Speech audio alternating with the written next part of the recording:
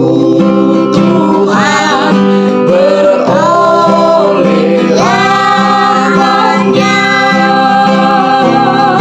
diberikannya perlindungan dalam pimpinannya. Mari kita tunduk kepala dan kita bersatu dalam doa. Tuhan di surga, kami bersyukur karena kami terbangun dengan tubuh yang sehat. Kami mau mengawali hari ini dengan belajar firman-Mu, berkatilah kami. Dalam nama Tuhan Yesus kami persembahkan doa ini. Amin. Oke, saudara-saudaraku yang sudah sementara siap mungkin dalam. Oke. Baiklah, dimanapun kita berada, kita akan merenungkan firman Tuhan. Dan firman Tuhan pada saat ini berjudul Bayi di Betlehem. Bayi di Betlehem, ayat tema. Tetapi engkau, hai Betlehem Efrata, hai yang terkecil di antara kaum-kaum Yehuda, daripadamu akan bangkit bagiku seorang yang akan memerintah Israel, yang permulaannya sudah sejak purbakala, sejak dahulu kala. Mika, pasalnya yang kelima, ayatnya yang ke-1. Penjelasannya, hai orang tua, dalam mendidik anak-anakmu, pahamilah pelajaran-pelajaran yang telah diberikan Allah dalam alam. Tanyakanlah tukang kebun dengan proses apa ia berhasil mengurus setiap cabang dan daun sehingga berkembang dengan indahnya, serta bertumbuh dalam keadaan sejajar dan manis. Ia akan mengatakan kepadamu bahwa bukannya dengan jamahan kasar ataupun usaha secara keras, karena cara ini hanya akan mematahkan batang-batang halus. Hal itu dilakukannya dengan perhatian sedikit demi sedikit, tetapi sering diulangi. Ia membasahi tanah serta melindungi tanaman yang sedang bertumbuh itu dari tiupan angin kencang dan dari teriknya panas matahari. Dan Allah menyebabkannya bertumbuh subur dan berkembang dengan indahnya. Dalam memperlakukan anak-anakmu, ikutilah cara yang digunakan oleh petani itu.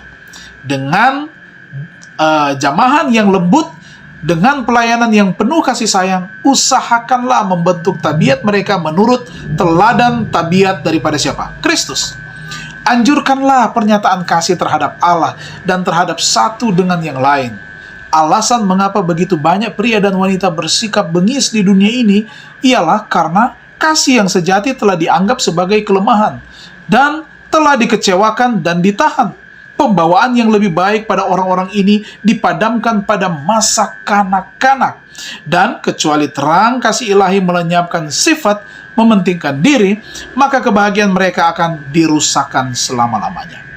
Jika kita menghendaki anak-anak kita ini memiliki roh Kristus yang lemah lembut, dan simpati yang ditunjukkan oleh malaikat-malaikat bagi kita, maka haruslah kita menunjukkan kemurahan hati yang penuh kasih sayang pada masa kanak-kanak.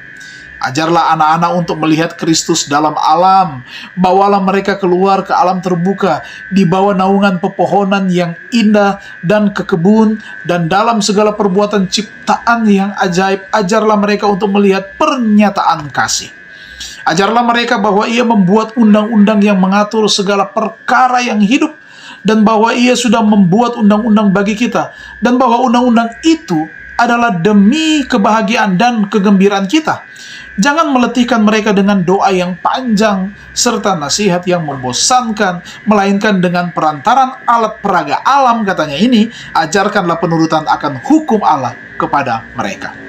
Bila engkau dapat meyakinkan mereka sebagai pengikut Kristus, akan mudahlah mengajarkan kepada mereka tentang kasih yang besar, yang akan, katanya, dengan itu ia telah mengasihi kita. Sementara engkau menjelaskan kebenaran tentang keselamatan, serta mengarahkan pandangan anak-anak kepada Kristus sebagai juru selamat pribadi, maka malaikat-malaikat akan berada di sampingmu. Tuhan akan memberikan kepada ibu bapa anugerah untuk membangkitkan minat dari anak-anak kecil dalam cerita yang berharga tentang bayi di Betlehem, yang sesungguhnya menjadi harapan bagi dunia. Mari kita renungkan bersama pada saat ini.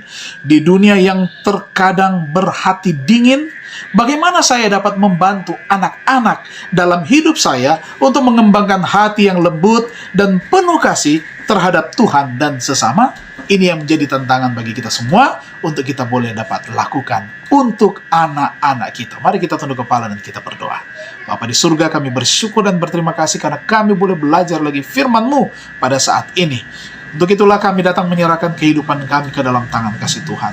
Diberkatilah semua umat-umat Tuhan yang sudah beribadah pada saat ini. Tuhan menyiapkan yang terbaik untuk kami semua. Segala perkara kami serahkan ke dalam tangan kasih-Mu. Terpujilah nama-Mu Bapa. Dalam nama Tuhan Yesus kami persembahkan doa ini. Amin. Tuhan Yesus memberkati kita semua.